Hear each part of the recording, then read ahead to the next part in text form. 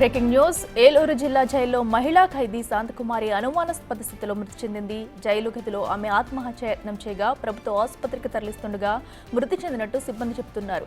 ప్రియుడితో కలిసి భర్తను హత్య చేసిన కేసులో శాంతకుమారి రిమాండ్ ఖైదీగా ఉన్నారు. ఆమె ఆత్మహత్యపై అధికారులు విచారణ చేపట్టారు.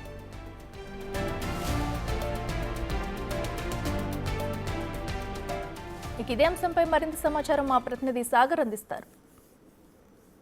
ఏలూరు జిల్లా జైల్లో దారుణం చోటు చేసుకుంది. రిమాండ్ ఖైదీగా ఉన్నటువంటి మహిళ చున్నీతో బ్యారక్లో ఆత్మహత్యాయత్నానికి పాల్పడింది. వెంటనే గమనించినటువంటి సిబ్బంది ఆమెను ఏలూరు ప్రభుత్వ ఆసుపత్రికి తరలించారు. అయితే మార్గ మధ్యంలోనే ఆమె మృతి చెందినట్లుగా వైద్యులు ధృవీకరించారు. ప్రస్తుతం ఆమె మృతదేహం ఏలూరు ప్రభుత్వ ఆసుపత్రిలోని మార్చురీలో ఉంది. అయితే జీలుగుమిల్లి తాటియాకలి గ్రామానికి చెందినటువంటి గంధం శాంతకుమారి తన ప్రియుడితో కలిసి భర్తను చంపినటువంటి కేసులో రిమాండ్ ఖైదీగా ఉంది. ఈ నెల 24వ తారీఖున కోర్టు రిమాండ్ విధించడంతో ఆమె జిల్లా జైలుకు వచ్చిందని చెప్పుకోవచ్చు. అయితే తనకు వరుసకు మేనమామ అయ్యేటటువంటి సొంగ గోపాల్తో కలిసి ఆమె తన భర్తను అత్యంత దారుణంగా హత్య చేసింది. అప్పటి నుండి కూడా ఆమె కొంత రిమాండ్ ఖైదీగా ఉందని చెప్పుకోవచ్చు. అయితే ఇటు గంధం శాంతకుమారికి కానీ తన భర్త గంధం బోస్కి మొత్తం ఇద్దరు పిల్లలు ఉన్నారు. అటు ఇప్పటికే గంధం శాంతకుమారి తన భర్తని చంపింది. ఇప్పుడు తను ఆత్మహత్య చేసుకోవడంతో వారికి ఉన్నటువంటి ఇద్దరు పిల్లలు పూర్తి అనాథలుగా మారిపోయారనే చెప్పుకోవచ్చు. అయితే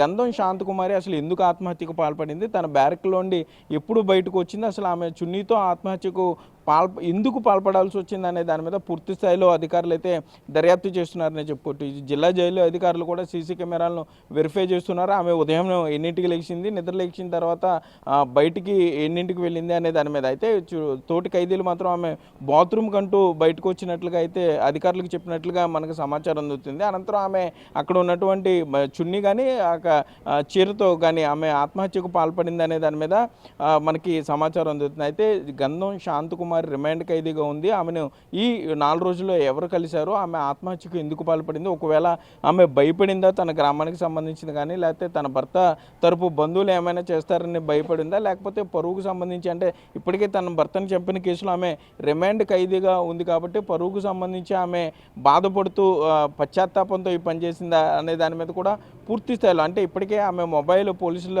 దాంట్లో ఉంది కాబట్టి మొబైల్కి సంబంధించి కూడా పూర్తి డేటా అయితే పోలీసులు సేకరిస్తున్నారు. లేకపోతే ఆమె రిమాండ్ ఖైదీగా ఉన్నప్పుడు ఎవరైనా బెదిరించారా అనే దాని మీద, ఎవరెవరు కలిశారు ములాఖత్తులో అనే దాని మీద అయితే పూర్తి స్థాయిలో దర్యాప్తు చేస్తున్నారు. ఇప్పటికే జిల్లా జైలు అధికారులు ఏలూరు జైలుకి చేరుకున్నారు. అక్కడ మొత్తం సీన్ అంతా కూడా, అంటే ఆమె ఆత్మహత్య చేసుకున్న ప్రదేశం నుండి ఇటు బ్యారక్ల వరకు కూడా ఉన్న సీసీ కెమెరాలను అయితే పరిశీలిస్తున్నారు. ఇటు గంధం శాంతకుమారి మృతదేహం ఏలూరు జిల్లా ప్రభుత్వ ఆసుపత్రి మార్చురీలో ఉంది. ఆమె బంధువులు ఇప్పుడే ఇక్కడికి చేరుకుంటున్నారు, ఏలూరు చేరుకుంటున్నారు. అయితే ఆమె మృతికి సంబంధించి పలు అనుమానాలు వస్తున్న నేపథ్యంలో జైలు అధికారులు సీసీ కెమెరాలను పూర్తి స్థాయిలో వెరిఫై చేసి ఆమె ఆత్మహత్యకు గల కారణాలను పూర్తి స్థాయిలో వెల్లడిస్తే తప్ప ఆత్మహత్యకు సంబంధించి అనుమానాలు నివృత్తి కావని కూడా గంధం శాంతకుమారి బంధువులు చెప్పే పరిస్థితులు అయితే ఇక్కడ ఉన్నాయి. కెమెరామెన్ భాగ్యరస్తు సాగర్, బిగ్ టీవీ, ఏలూరు నుండి.